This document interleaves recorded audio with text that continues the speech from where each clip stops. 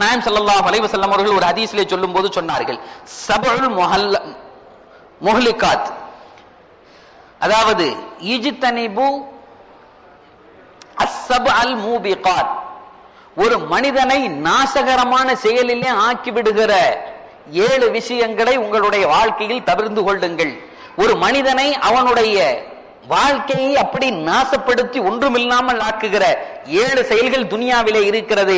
அந்த 7ஐயும் விட்டு நீங்கள் தவிர்த்து கொள்ளுங்கள், அந்த 7லிருந்து உங்களை பாதுகாத்துக் கொள்ளுங்கள் என்று பொய்யே உரைக்காத சாதிக்குல் அமீன் சத்திய தூதர் நாயகம் ஸல்லல்லாஹு அலைஹி வஸல்லம் அவர்கள் சொன்னார்கள். அப்ப அந்த 7 விஷயம் என்ன அப்படின்னு தெரிஞ்சாதான் வாழ்க்கையில் நடைபோடுவதற்கு. இப்ப இந்த செயல் இருக்கிறதோட, அந்த சப்ஜெக்ட் போயிட்டு இருக்கிறதோட இந்த செய்தி என்ன, அந்த 7 செய்தியும் நம்முடைய வாழ்க்கையில் வராமல் பார்த்துக் கொள்வது ஒரு மூமினுடைய, ஒரு அறிவாளனுடைய அடையாளமாக இருக்கும்.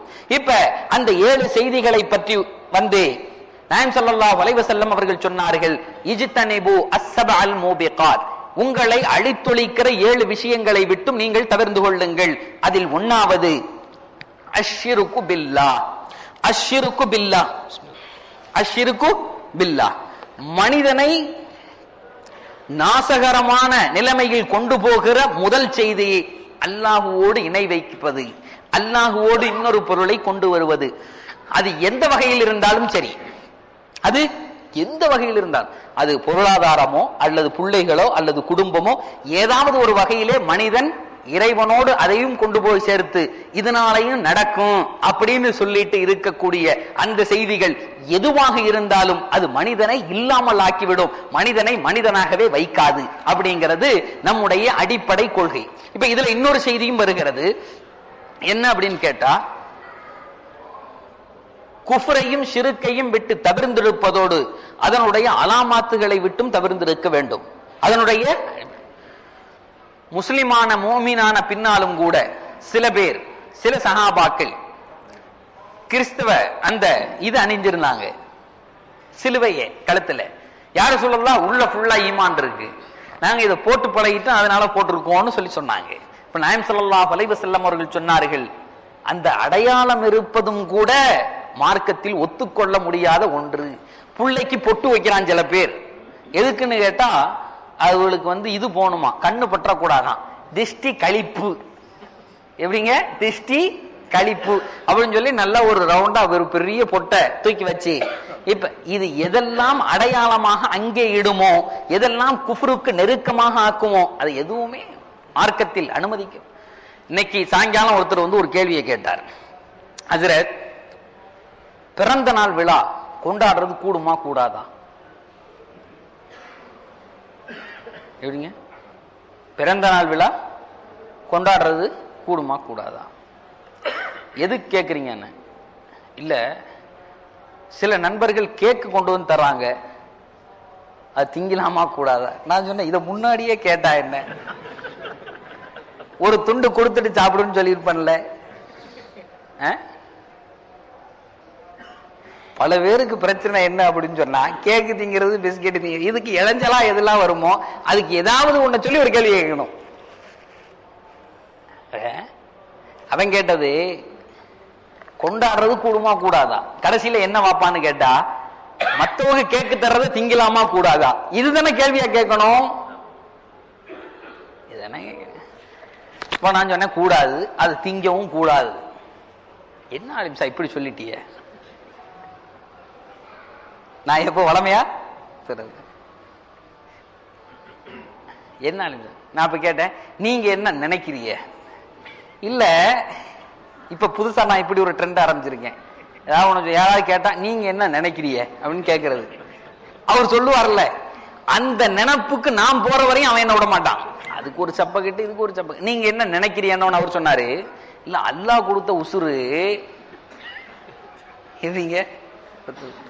இப்போ ஒருத்தருக்கு கல்யாணம் ஆகி 10 வருஷம் பிள்ளையே இல்ல, 10 வருஷம் கழிச்சு குழந்தை பிறந்துச்சு.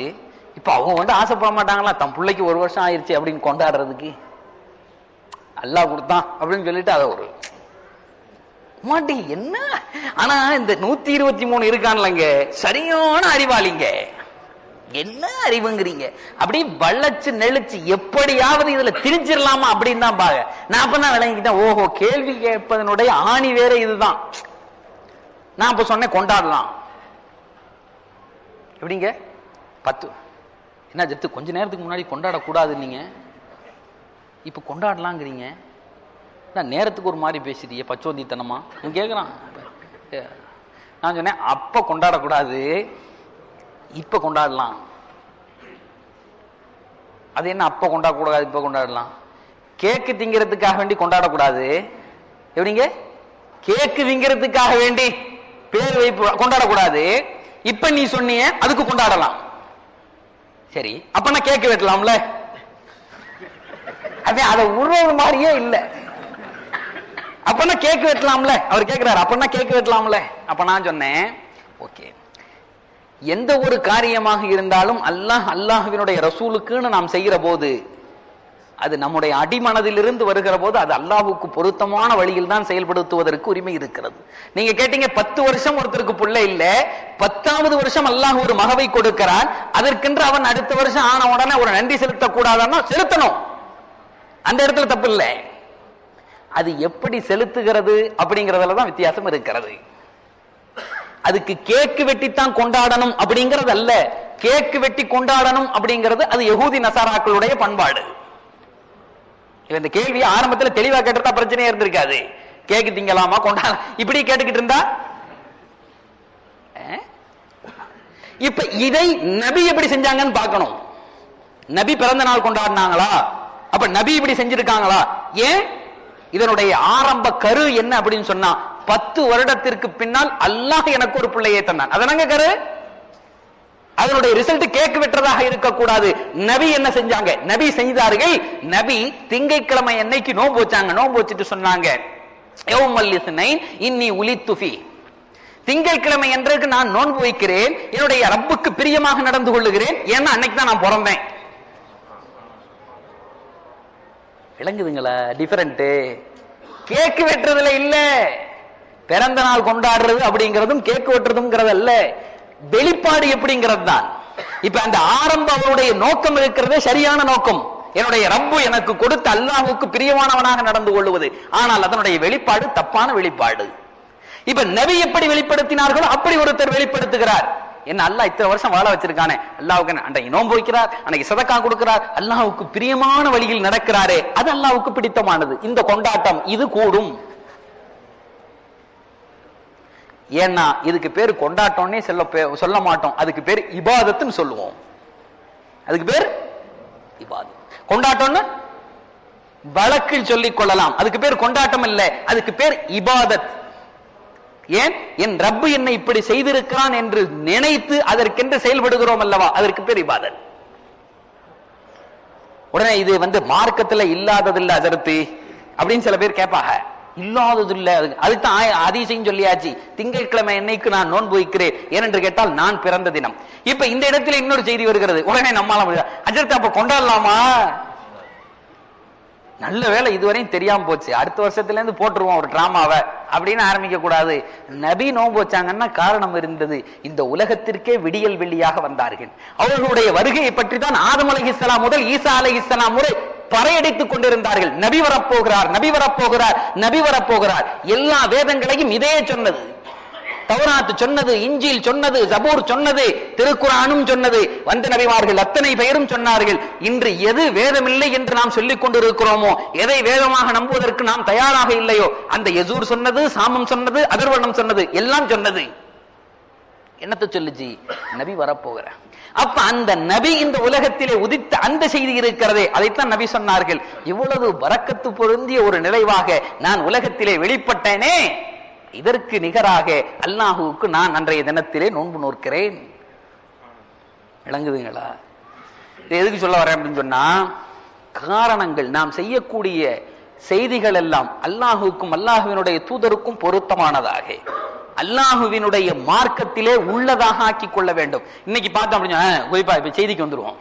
பெருநா வருது இல்லங்க, பெருநா ஒருத்தர் மெயில் அனுப்பியிருந்தார், பெருநா அன்னைக்கு நீங்கள் வாழ்க அப்படின்னு அனுப்பியிருந்தான். சரின்னு சொல்லிட்டு ஏதாவது வாழ்க போடுறானே அந்த அளவுக்கு நம்மளை கொண்டு போயிட்டாங்க போலுக்கு அப்படின்னு சொன்னா. அன்னைக்கு இங்க மெசேஜ் வர்றதுக்கு இது இருக்காது, மொபைல்ல காலும் போகாது, அனுப்பிச்சுக்கிட்டே இருப்பான். அவன் 30 காசு தானே போடுறாங்க, போடா இன்னைக்கு எத்தி சலாத்துக்கு ஒரு சதக்கா நீயத்து வச்சு இன்னைக்கு ஓரளவு அழுதுருவோம் அப்படின்னு சொல்லிட்டு எல்லாத்துக்கும். இப்ப அவன் அனுப்பிச்சிருந்ததோட இப்ப கேட்டிருந்தா பிரச்சனை இல்லை. மறுநாள் ஆபீஸுக்கு வந்த உடனே போன் பண்ணி கேட்கிறார், அஜரத் நான் அனுப்பிச்ச SMS நேத்து வந்துச்சா? வந்துச்சு. என்ன அஜரத் ஒரு மேனர்ஸே தெரியலையா உங்களுக்கு, ஒரு பதில் போடலையாங்கண்ணா? இல்லைங்க ஒரு மேனர்ஸே தெரியல, ஒரு பதில் கூட போடலையா அதுக்குங்கண்ணா. இப்ப இதுக்கு பதில் சொல்லணும்லண்ணா. ஒண்ணு நல்லா விளங்கிக்கணும், நாம் சில காலங்களால் கட்டுண்டு விட்டோம், சில செய்திகளுக்கு அடிமையாகி விட்டோம். அதனால அந்த செய்திகள் எல்லாம் உண்மையாக ஆகிவிடாது. நாம் நம்முடைய மகளையும் நம்முடைய மனைவியையும் போனிலே கொஞ்சுறோமே, அது உண்மை இல்லை, என்னைக்கும் போலித்தனம் தான். என்னைக்கும் மகளை மாடி உனக்கு அது வாங்கி தர, இது வாங்கி ஜிலேபி வாங்கி லட்டு வாங்கி, என்னதான் சர்க்கரை வார்த்தைகளை பேசினாலும் கூட, போன வாரம் நான் சொன்னது மாதிரி நீங்க ஊர்ல இருந்து உங்க புள்ள இல்ல இங்க இருந்து உங்க புள்ள இங்க கூட இருந்து நீங்க போய் கடையில ஒரு வடையை வாங்கிட்டு வந்தீங்கன்னா அந்த பைய 2ஆ பிச்சு அந்த புள்ள அதை எல்லாத்தையும் கீழே ஆக்கி திங்கிறதை பார்க்கிறதுக்கும், துபாயிலேருந்து 100 கிலோ பொட்டியை கட்டிட்டு போய் அதை வச்சு நைட்ல எல்லாரையும் கூப்பிட்டு உடைக்கும் போது சொந்த புள்ள அப்படி ஓரமா நின்று அந்த பொட்டியை அப்படி பார்த்து சாக்லேட் பாக்கெட்டை வெளியெடுத்து போட்டாலும் எடுக்காம பாப்பா உன்னை தூக்கி தரும்போது வாங்குதில்லை, ரெண்டுக்கும் வித்தியாசம் இருக்கிறது. இதே வித்தியாசம் தான் இதுலையும் இருக்கிறது. இதே வித்தியாசம் தான் இதுல இருக்கிறது. நபி அவர்கள் வாழ்த்து சொல்ல சொன்னார்கள். நபி அவர்கள் தங்களுடைய இந்த ஈது பிறநாளுடைய மகிழ்வை சொல்ல சொன்னார்கள். அப்படின்னு சொன்னா உடனே நீங்கள் வாழ்க அப்படின்னு அனுப்புறதில்ல. இல்ல விளங்குவீங்களா? ஈது பிறநாள் வாழ்த்து அனுப்புபவர்களே வசமா கொடுக்கணும்னு தான் நினைச்சிட்டு வந்தேன். எல்லா பேரும் மொத்தமா ஒரு 150 மெசேஜ் தொலைச்சு எடுத்துறான். சரி, நான் இன்னொரு ஏதாவது ஒரு நல்ல செய்தி அனுப்புவான்னு ரொம்ப பேரை பார்த்தேன். ஒரு ஹதீஸ் அல்லது ஒரு சுன்னத், இதை நினைவுபடுத்துங்க, இதை செய்யுங்க அப்படின்னு சொல்லிட்டு ஏதாவது நம்ம ஒரு கழுதையும் கிடையாது. அவன் அனுப்புனதே திரும்ப இந்த ப்ரீசியஸ் அக்கேஷன், அப்படியே காட் பிளஸ் அண்ட் கொலக்கட்டை அப்படி அப்படி என்னையா இதெல்லாம்? ரிசல்ட் என்ன அதுக்கு? பார்த்த உடனே நல்லதா போச்சுன்னு இவர் பிரியாணி சாப்பிட்டுக்கிட்டு இருந்தாரு, இல்ல காலையில உட்கார்ந்து இது நம்ம இட்லியும் நல்ல சால்னாவும் வெட்டிக்கிட்டு இருந்தாரு. உடனே மச்சான் அனுப்பியா அப்படின்னு சொல்லிட்டு யாராவது பாக்குறமாங்க? சந்தோஷத்தை பகிர்வதுங்கிறது உள்ளத்திலிருந்து வரணும். மிஷினுக்கு அதை காட்ட தெரியாது. எப்படிங்க? மிஷினுக்கு சந்தோஷத்தை காட்ட தெரியாது. சந்தோஷம் என்பதும் பகிர்வு என்பதும் ஈது நாள் என்பது இந்த சமுதாயத்தினுடைய ஒரு பெரிய ஒரு உபகாரமாக இருக்கிறது. அன்றைய தினத்தில் நோன்பு நோக்க கூடாது, அன்றைய தினத்தில் இஷ்ரா தொழுவ கூடாது. அன்னைக்கு அதெல்லாம் செய்யாத, நேரம் இங்கிருந்து ஓடு, அங்க போய் நின்று மொத்தமா தொழுவு. ஊர்ல எங்க எல்லா இடமும் கூடுகிறார்களோ அங்க போ, அங்க உன்னுடைய சகோதரர்களை சந்தி, தொழுது முடிச்ச உடனே சொந்தக்காரங்க வீட்டுக்கெல்லாம் போ, அம்மாவை பாரு, மாமியை பாரு, பாட்டியை பாருன்னு சொல்றதெல்லாம் எதுக்கு அப்படின்னு கேட்டா நேரடியான பகிர்வு. துபாயிலே இருந்துகிட்டு 150 மெசேஜ் போடுறது அறிவானத்தனமா இல்ல. பக்கத்துல வர்றதுனால சொல்றேன். ஒருத்தருக்கு ஆசை, நான் இப்படி அனுப்பி பழகிட்டேன், நல்ல செய்தி அனுப்புங்க. நல்ல ஒரு உணர்வு வருகிற ஒரு செய்தி. இன்னைக்கு போனோம், இங்கிருந்து இதை படித்தேன், இன்னைக்கு இவர் அனுப்பினார், இதுல இருந்து ஒரு செய்தியை தெரிந்து கொண்டேன் அப்படிங்கிற மாதிரி ஒரு செய்தியை அனுப்புனீங்கன்னா உடனே அதை ஒருத்தர் அனுப்பின உடனே அதை காப்பி பேஸ்ட் போட்டு அதை மொத்தம் அனுப்புறது, இப்படி மாத்தி மாத்தி நம்மளால செய்யற நல்ல காரியம் எடுத்தானுங்க. அதை காப்பி பேஸ்ட் ரொம்ப ஈஸியான வேலை. அதனால இது மார்க்கத்தில் அங்கீகரிக்கப்பட்டதோ அல்லது இதுக்கு பதிலோ இதுக்கு பிரியமோ இது காசு பூரா இஸ்ராஃபான காசுகள் தானே ஒழிய இது நன்மையான காசுகள்ல போய் சேரவே சேராது. நன்மையான காசு, நன்மையான நிலைப்பாட்டில் போகணும்னா நேர போகணும், அவர் கையை பிடிக்கணும், முசாவா செய்யணும், மோனக்கா செய்யணும், என்னுடைய வாழ்த்தை என்னுடைய அந்த மகிழ்ச்சியை உன்னோடு நான் பகிர்ந்து கொள்கிறேன்னு சொல்லணும். இதுக்கு பேர் தான் வாழ்த்து. சரி, இப்போ பெருநாள் அன்னைக்கு என்ன துவா ஓதணும் 2 பேர் சந்திக்கும் போது அப்படிங்கிறது என்ன சுன்னத்தான வளமைன்னு ஏற்கனவே சொல்லியிருந்தேன். நான் ஞாபகம் இருக்கா? இப்ப உங்கள ஒருத்தரை எழுப்பி விடுவேன், கேக்கட்டா? பல பேர் கீழே குனிச்சுக்கிறா, ஆகா நம்மளை பாத்திரக்கூடாதுன்னு தான் சிக்கலா போச்சு. ரொம்ப நாள் சொல்லிக்கிட்டே இருந்தார், எழுப்புவேன் எழுப்புவேன் எழுப்புவேன் எழுப்புவேன். இப்படி மனுஷர்ல எழுப்புற மாதிரி எழுப்பி விட்டாங்க, நம்ம என்னதான் பண்ண முடியும்? ஒரு வரமுறை. சரி, இதோட இன்னொரு செய்தியும் அந்த பையன் கேட்டான். இப்ப செய்திக்கு அந்த பையன் கேட்டான், இப்ப இப்படி யாராவது ஏதாவது கொடுத்தாங்கன்னா வாங்கி சாப்பிடலாமா? இப்போ ஒருத்தர் ஒண்ணு வந்து பிள்ளைக்கு கேக்குன்னு கொடுக்குறாருங்க, அவர் பிறந்த நாள் கொண்டாடுறாரு, அவர் வேற ஒரு ஆளா இருக்காரு. இப்ப நம்ம தானங்க நம்ம கேக்கு வாங்கி சாப்பிடக்கூடாது, நம்ம கேக் வாங்கி வெட்டக்கூடாது, இன்னொருத்தர் கேக் வாங்கி தரார், அதை சாப்பிடலாமா? ஸல்லல்லாஹு அலைஹி வஸல்லம் அவர்கள் சொன்னார்கள், ரப்பே ஹலாலான ரிஸ்கை மட்டும் எனக்கு நீ தந்து, அந்த ரிஸ்க் உள்ள போய் அது ஹலாலான வழியில் மட்டும் வெளியே வர வேண்டும். என்னுடைய அங்க அடையாளங்கள் எல்லாம், என்னுடைய பார்வைகள் உனக்கு பொருத்தமாக இருக்கணும், என்னுடைய நடைமுறைகள் உனக்கு பொருத்தமாக இருக்கணும், என்னுடைய அங்கவயங்கள் உனக்கு பொருத்தமாக இருக்கணும். அது பொருத்தமாக இருக்கணும்னு சொன்னா என் உடலுக்கு உள்ளே போகிற ரிஸ்க் இருக்கிறதே அது சுத்தமாக இருக்கணும். அதனாலதான் சொன்னா திருக்குரான் சொல்லுகிறது, எந்த பொருட்கள் எல்லாம் சாமிக்கு படைக்கப்பட்டதாக இருக்கிறதோ, படையல் போடப்பட்டதாக இருக்கிறதோ, அது சாப்பிடுவது மார்க்கத்திலே ஆகுமானதல்ல. அது வடையா இருந்தாலும் சரி, அது இட்லியா இருந்தாலும் சரி, ஆடு அறுத்து தான் சாமிக்கு பலியிடணும் என்பதல்ல. பலியிடப்படக்கூடிய பொருட்கள் அது எல்லாரும் சாப்பிடக்கூடிய பொருளான இட்லியா இருந்தாலும் சரி, வடையாக இருந்தாலும் சரி, அது படையலாக ஆக்கப்பட்டு விட்டது என்று சொன்னால் உங்கள் மீது ஹுருமத்தாக ஆக்கப்பட்டு விட்டது.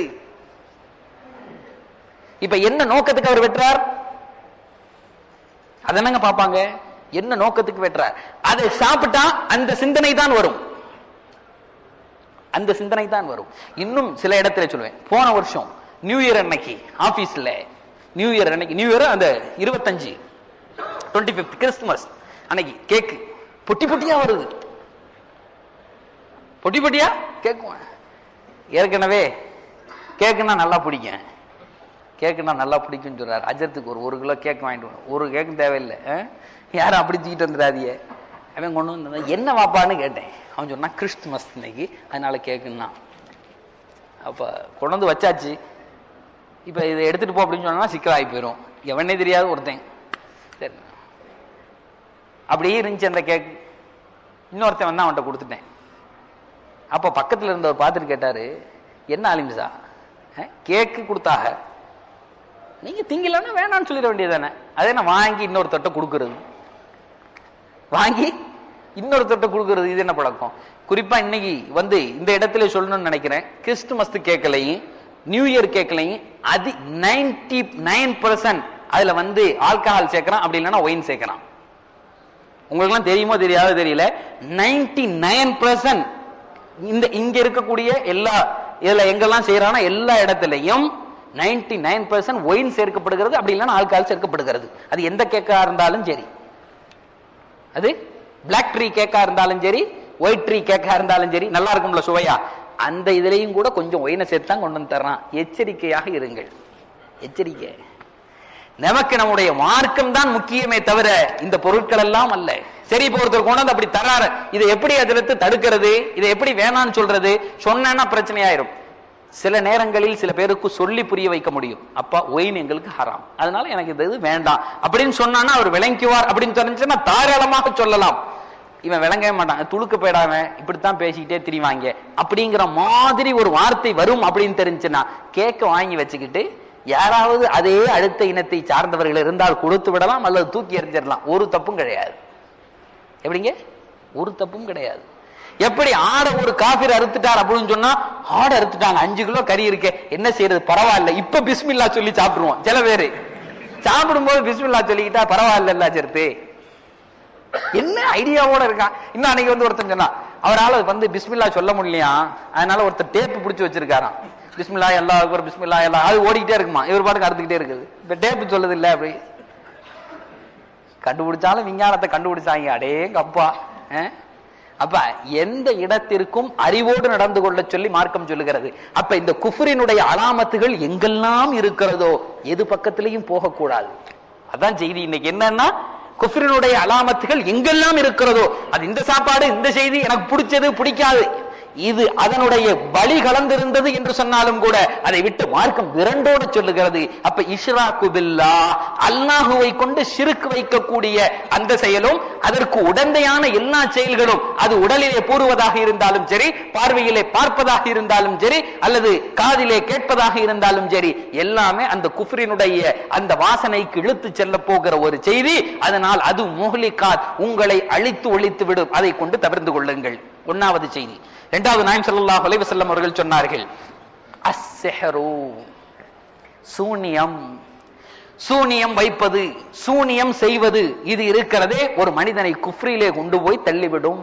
அதனால இந்த சூனியம் வைக்கிற வேலை, இந்த சூனியம் எடுக்கிற வேலை. ஏன்னா இன்னைக்கு நமக்கு தெரிஞ்சோ தெரியாமலோ நம்முடைய குடும்பத்தை சார்ந்த எத்தனையோ பெண்கள், இந்துக்கள் சொல்றான். ஒரு நண்பர் சொன்னார் மதுரையில, உங்க பாய் வீட்டு பொம்பளை தாங்க நிறைய வருது. என்னத்துக்குங்க அப்படி செய்ய வருதுன்னா, என் வீட்டுக்காரரு துபாயிலே இருக்கணும். எவ்வளவு நல்ல எண்ணம் பாத்தீங்களா? எவ்வளவு நல்ல எண்ணம் பாத்தீங்களாங்க. இந்த துபாயில உள்ள ஃபெசிலிட்டி ஊர்ல கிடைக்குமாங்க? இதே மாதிரி ஏசி, 24 hours கரண்ட் போகாத சூழ்நில, நினைச்ச உடனே கார்டு போட்டா காசு வர்றது, இங்க இருந்து டாக்ஸி, இப்ப ரயில், அப்புறம் பஸ், என்ன வசதியான ஒரு வாழ்க்கை துபாயில. நினைச்சா என்ன வேண்டாம் சாப்பிடலாம். நம்ம ஊர்ல போய் 11 மணிக்கு பிரியாணி வேணுங்கிறாரு ஒருத்தர். என்ன நடக்கு? உனக்கு என்ன அப்படி பாப்பான் ஒருத்தன், பைத்தியமா பிடிச்சிருக்கு, பஸ் ஏறு அப்படிமா. ஆனா இங்க நைட்டு 12 மணிக்கு ஒருத்தர் பிரியாணி வேணுங்கிறார், சாப்பிட்டுக்கலாம்.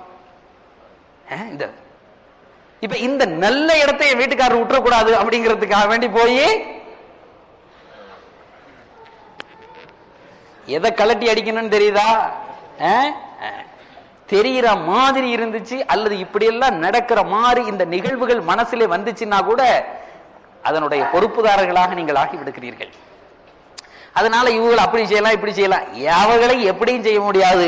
அது எங்க கொண்டு போய் விடும் அப்படின்னு சொன்னா, அது ஷிருக்கிலே, அல்லாஹ்வினுடைய அழிவிலே கொண்டு போய் விட்டுவிடும் என்று பொய்யே உரைக்காத சாதிக்குல் அமீன் ஸல்லல்லாஹு அலைஹி வஸல்லம் அவர்கள் தன்னுடைய ஹதீஸிலே சொல்லியிருக்காங்க. ஒன்னாவது அஷ்ஷிருக்கு பில்லாஹ், அல்லாஹ்வுக்கு இணை வைப்பது. இரண்டாவது அஸ்ஸிஹ்ரு, சூனியம் செய்வது.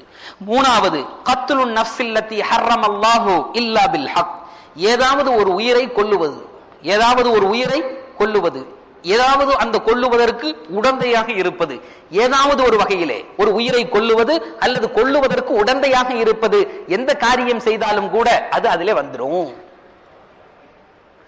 ஹக்கோடு சேர்ந்து ஒரு உயிரை கொல்லணும்னா அது தப்பு இல்லை. ஒருத்தர் தியத், ஒரு மனிதரை கொன்று விட்டார், அதற்கு பகரமாக இவர் கொல்லப்பட வேண்டும்னா அந்த இடத்துல ஒரு கொலை நடக்குது, அது காரணமா இருக்காருன்னா வேற பிரச்சனை. இப்ப இந்த காரணம், இந்த மனிதர் கொல்லப்படுவதற்கு எந்த ஒரு சான்றுமே இல்லை அப்படின்னு சொன்னா, அந்த விஷயத்தில் ஏதாவது ஒரு வகையிலே நாம் தொடர்பு கொண்டிருந்தாலும் கூட முஹ்லிகாத் என்று சொல்லக்கூடிய அழிவு நிலைக்கும். ஹஜ்ரத், நாங்கெல்லாம் எங்க ஹஜ்ரத் கொலை செய்ய போறோம்?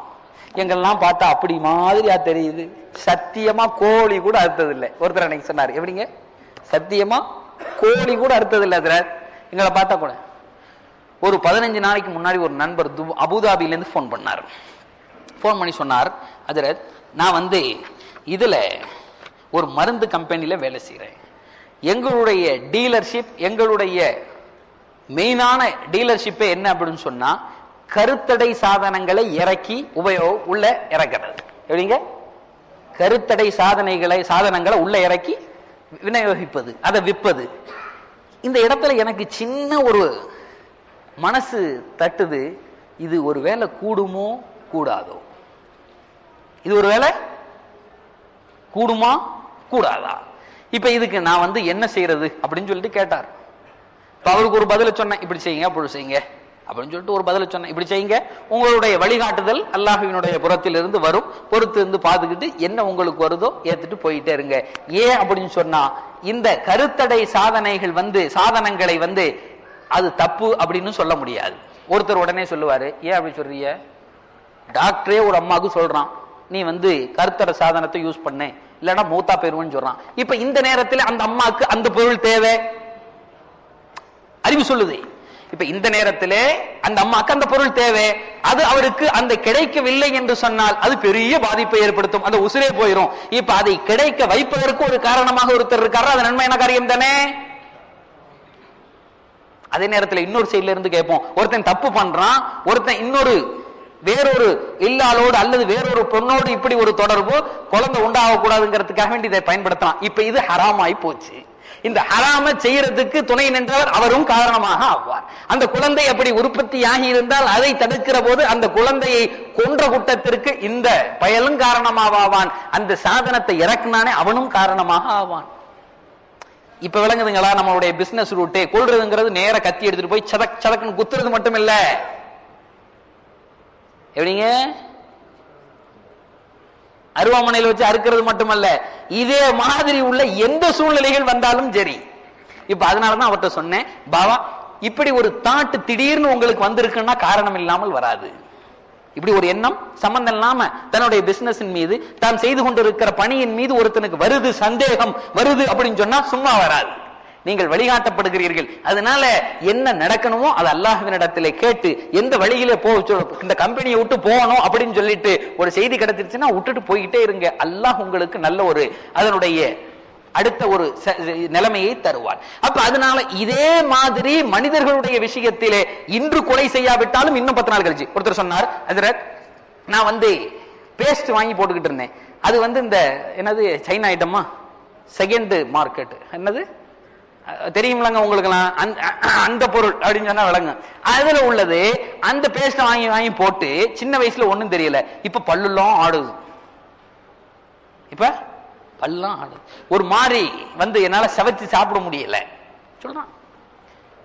பெனடால் செகண்ட் மார்க்கெட்ல உழவு துனியாக்குள்ள. அப்ப ஒருத்தர் பெனடால் வாங்கி ஜுரம் போகணும்னு போடுறார், அது போய் கிட்னியை பாதிக்குது. இப்ப இதெல்லாம் இறக்குமதி செய்தவர்களுக்கும் என்ன நடக்கும்? ஹர்ரமல்லாஹு இல்லா பில் ஹக் ஆயத்தில் வருகிறது, மன் கத்தல நஃப்ஸன் பிகைரி நஃப்ஸின் அவ் ஃபஸாதின் ஃபில் அர்த் ஃபகஅன்னமா கத்தலன் நாஸ ஜமீஆ.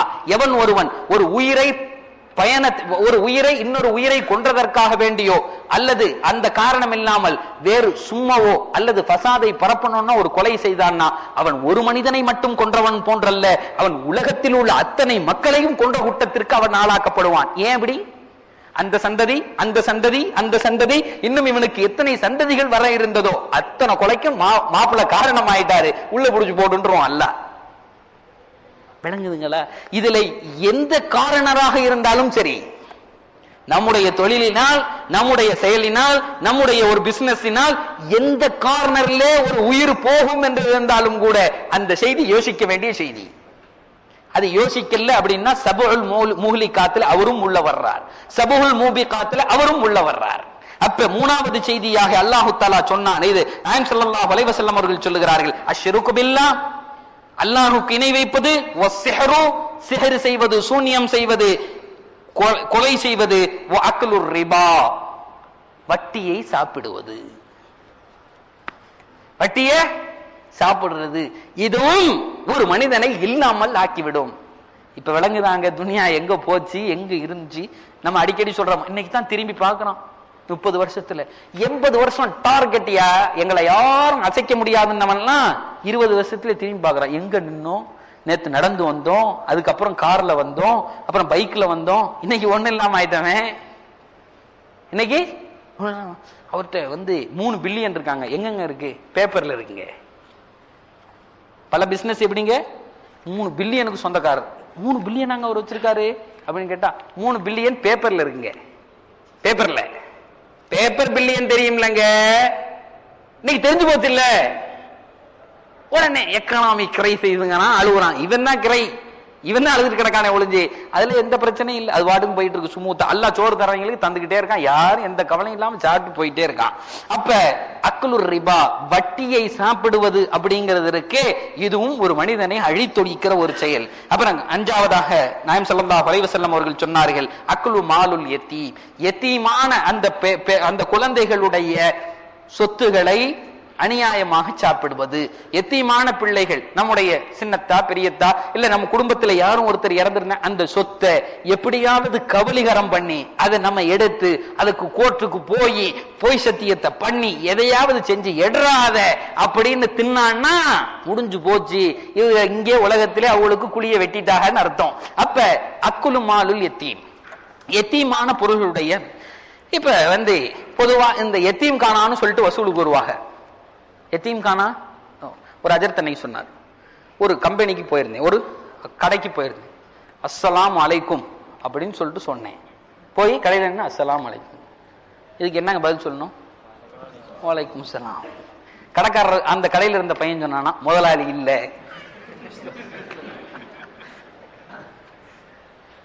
வருத்தப்பட்டு சொல்றாரு. அஸ்ஸலாமு அலைக்கும் சொன்னா வலைக்கும் சலாம். அவர் என்ன சொல்றார்? முதலாளி இல்ல. ஏன்? இவங்களுக்கு எல்லாம் இப்படி ஒரு பட்டம் கட்டி வச்சிருக்கா. இவங்கெல்லாம் இதனால இப்ப நல்லவன் போனாலும் சரி, கெட்டவன் போனாலும் சரி, எவன் போனாலும் சரி, எந்த இதுவும் தெரிகிறது இல்ல.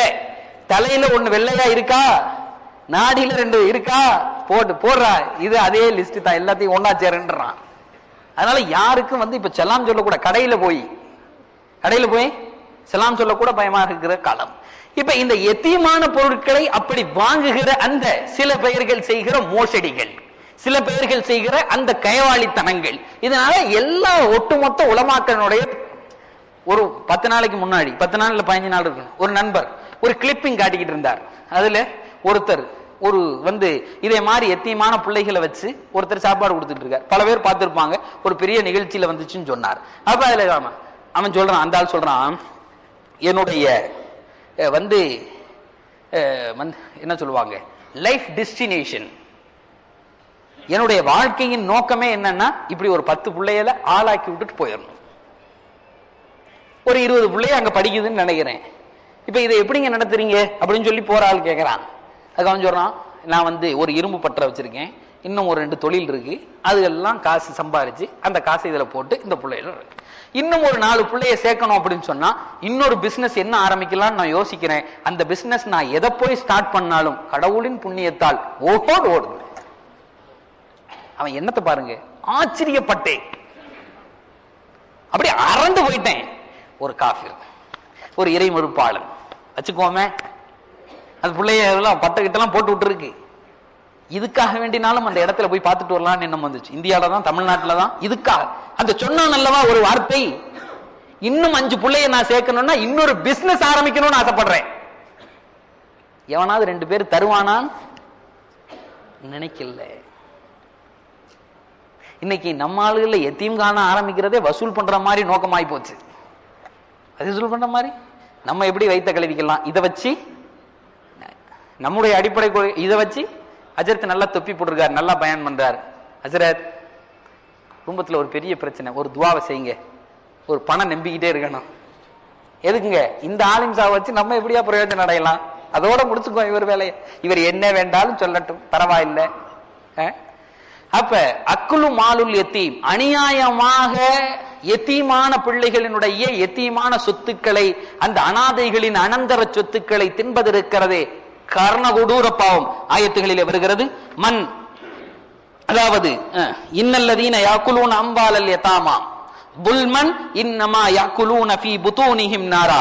எவர்கள் அநியாயமாக ஏழைகளின் அனந்தர சொத்துக்களை சாப்பிடுகிறார்களோ அவர்கள் நெருப்பை தான் தின்கிறார்கள்.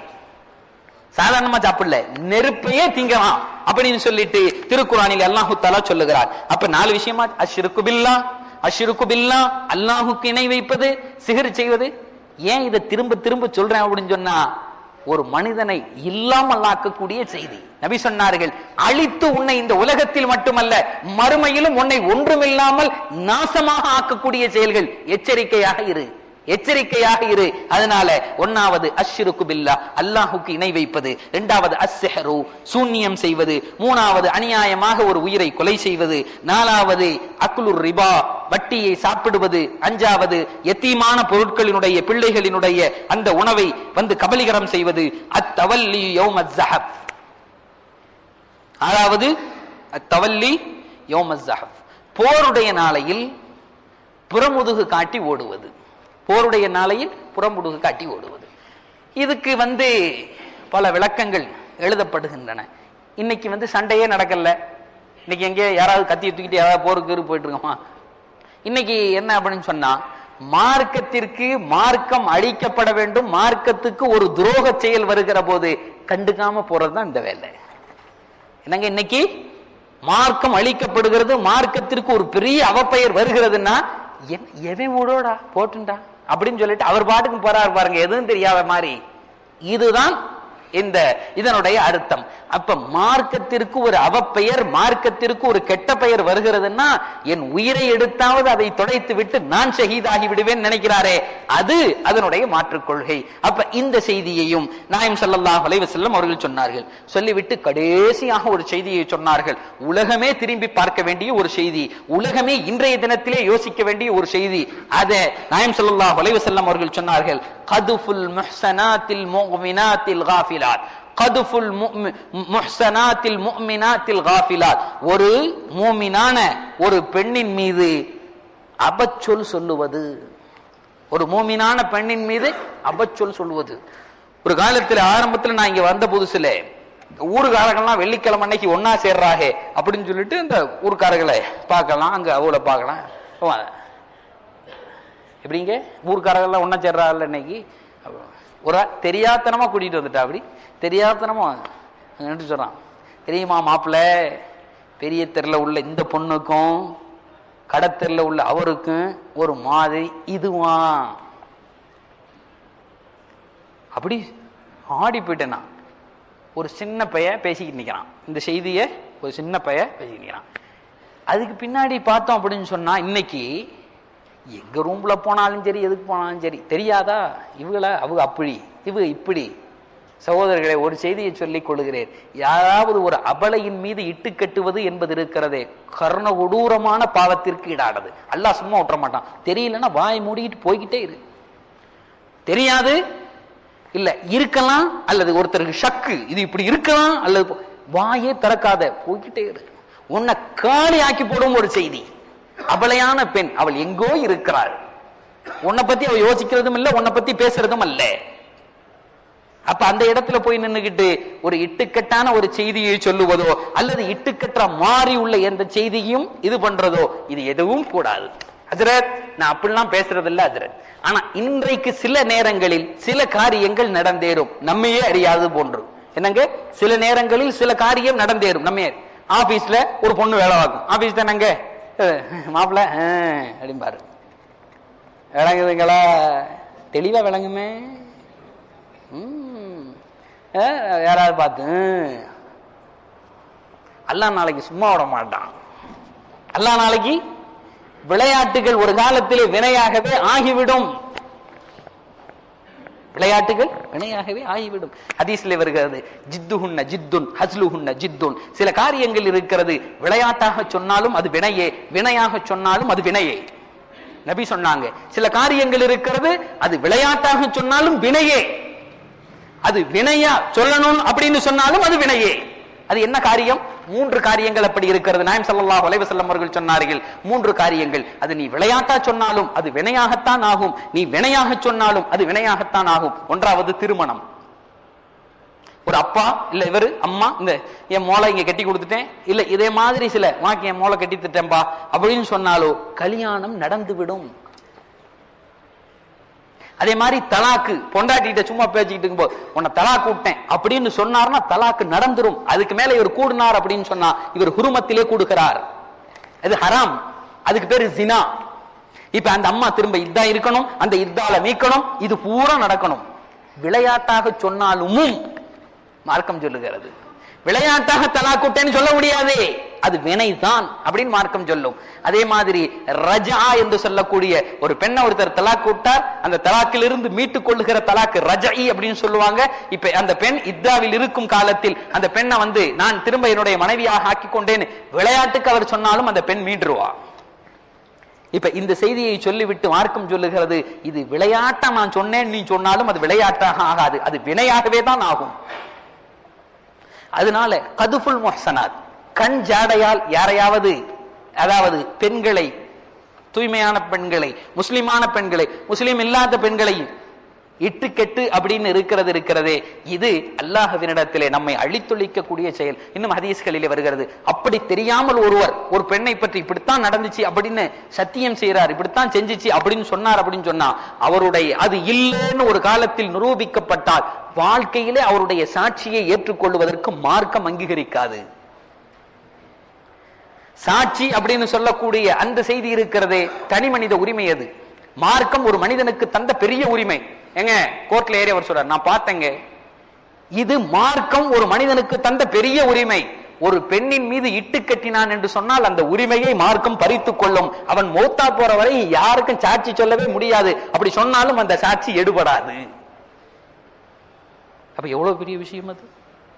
அதனால வாய்க்கு வந்தபடி பேசுவது என்பதல்ல, தெரியாதவர்களை பற்றி வாய் மூடிட்டு போயிட்டே இருக்க வேண்டியதுதான். அஸ்ஸலாமு அலைக்கும்.